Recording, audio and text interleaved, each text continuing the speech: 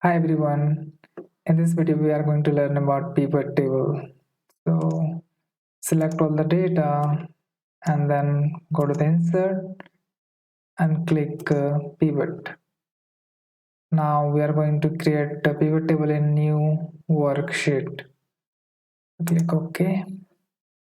Now let's select sprint and we get all the unique value for this sprint,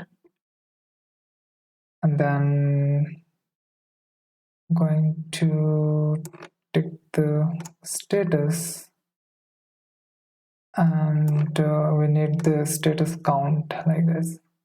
So in the first sprint we had 3 tests, out of that 1 failed and 2 passed.